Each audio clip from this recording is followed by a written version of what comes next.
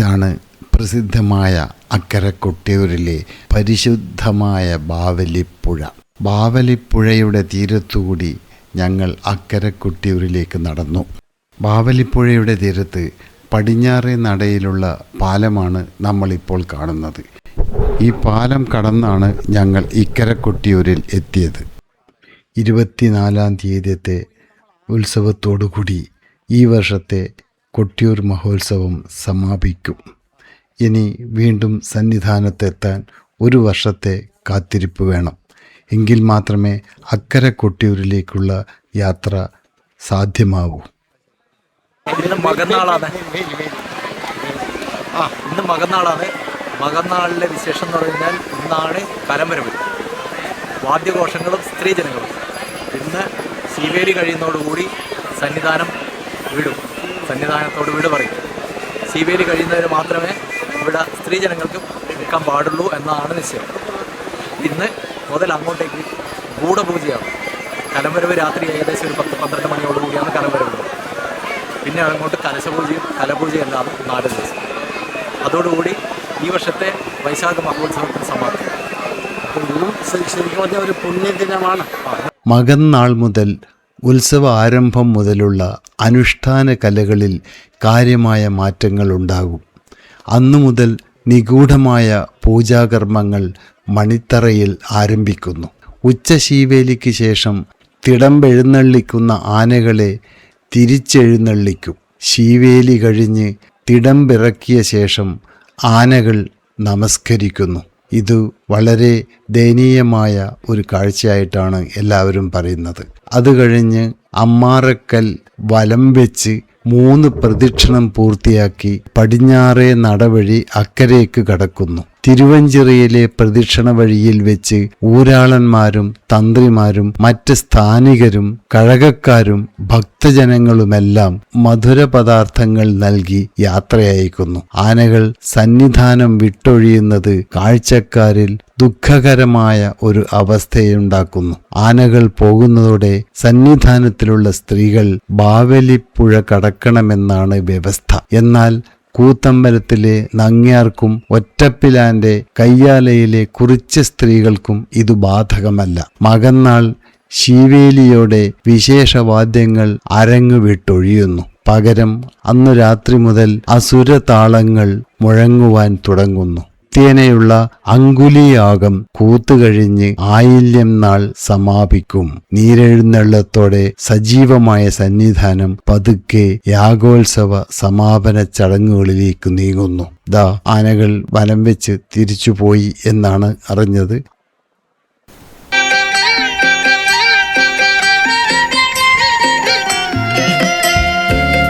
ശിവശങ്കര പാർവതി കാന്ത പരമേശ്വര ശിവ പാലയ മാം. മൃത്യുഞ്ജയനേ കാലാന്തകനേ അഭയം തരണേ ജഗദീശ. ഓം ശിവശങ്കര പാർവതി കാന്ത പരമേശ്വര ശിവ പാലയ മാം. മൃത്യുഞ്ജയനേ കാലാന്തകനേ അഭയം തരണേ ജഗദീശ. जगदीश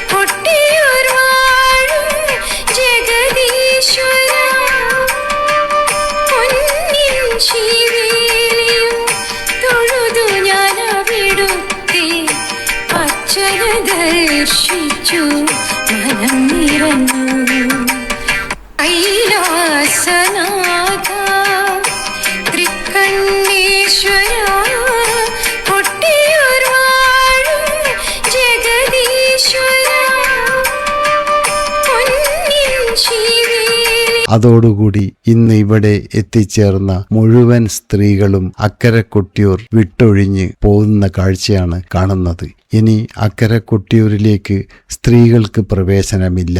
ജൂൺ 24 നടക്കുന്ന ഉത്സവത്തോടെ കൊട്ടിയൂർ ഉത്സവം സമാപിക്കും. ഇനി വീണ്ടും 11 മാസത്തിന് ശേഷം മാത്രമാണ് ഉത്സവത്തിന്റെ കാഴ്ചകൾ. അതോടുകൂടി ഇന്ന് രാത്രി കലം വരവ് എന്ന് പറയുന്ന പ്രധാന ചടങ്ങ് കൂടിയുണ്ട്. അത് ഒരു പ്രത്യേക വീഡിയോ ആയി നിങ്ങളുടെ മുന്നിൽ എത്തിക്കുന്നതായിരിക്കും. ഈ വീഡിയോ ഇവിടെ അവസാനിക്കുന്നു.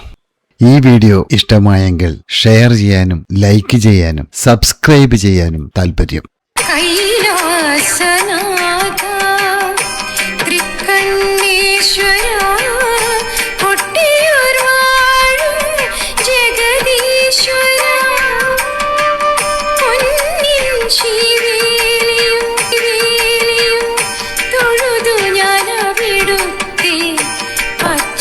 ദർശിച്ചു മനം നിറഞ്ഞു കൈലാസനാ